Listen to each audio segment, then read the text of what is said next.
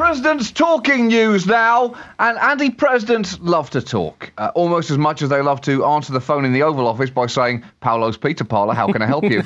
It's just a bit of harmless fun until it's the president of China on the line, complaining about where his large pepperoni pizza that he ordered 45 minutes ago is.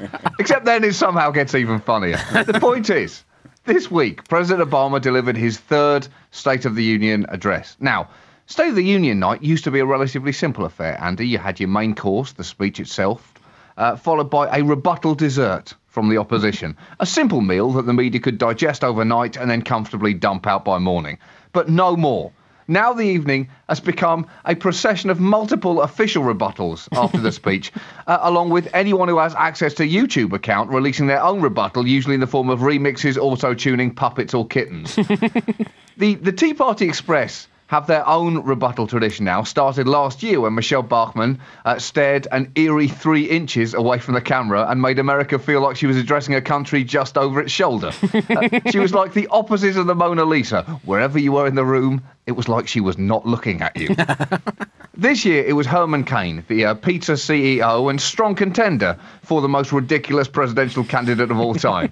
He was the star speaker. And look, the Hermanator knows his audience, Andy. And when he's in front of a Tea Party crowd, he's going to give that Tea Party crowd something for them to hold their lighters up in the air over.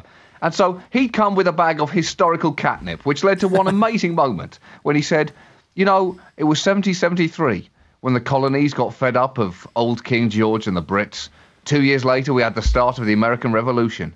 8 years later, we won. We can do it again. I thought, holy shit, is he suggesting that America fight another war against the British?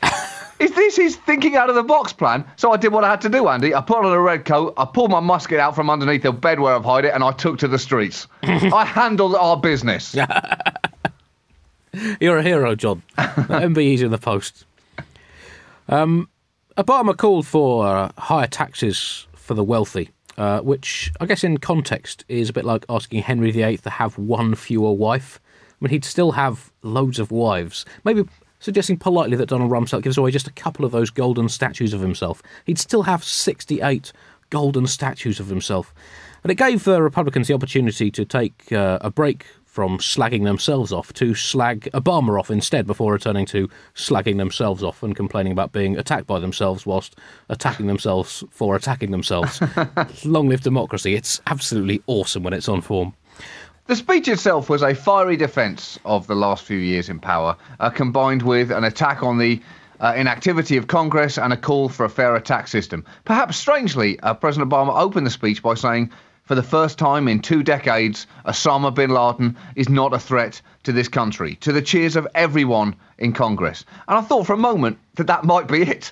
He might just say, for the first time in 2 decades, Osama bin Laden is not a threat to this country, before dropping the mic, or, in this case, picking up the podium and then dropping that podium, saying, that's it from me, see you next year. I mean, that probably should have been it, Andy. Yes, the economy's a mess. Yes, America is still involved in a quagmire of a war, but he did kill bin Laden over the last 12 months, and if he'd done it closer to the State of the Union, perhaps that would have been all he had to say. Fellow Americans, hands up who killed bin Laden.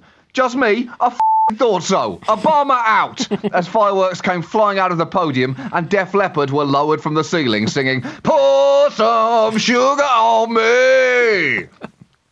That's about 15 shows you've sung in a row, John, I think. What a streak. An interesting side note to the State of the Union is that one member of the government in power traditionally always has to stay back in the White House just in case anything happens in the 90 minutes or so that it takes to deliver the speech. And it's got to be quite a nervous time for them, or I suppose quite an exciting one. And this year, the responsibility fell to Secretary of Agriculture Tom Vilsack. And I think it's worth checking the Oval Office security tapes, because there's absolutely no way that Tom Vilsack was not walking around the Oval Office in his pants, pretending to be president the whole time. Vilsack ran for president in 2008. There is simply no way that he didn't put his feet up on the desk in the Oval Office, close his eyes, and talk into an imaginary camera saying, "People of America, it is I, President Vilsack, the greatest president in the history of this country. Your words, not mine."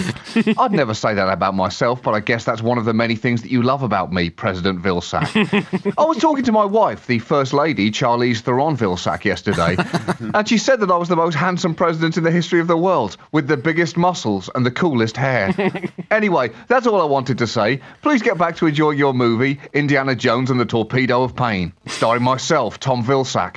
God bless you, and God bless the United States of America. What? I'm taking my feet off the desk. Okay, I'll leave. Please don't tell the president I was in here.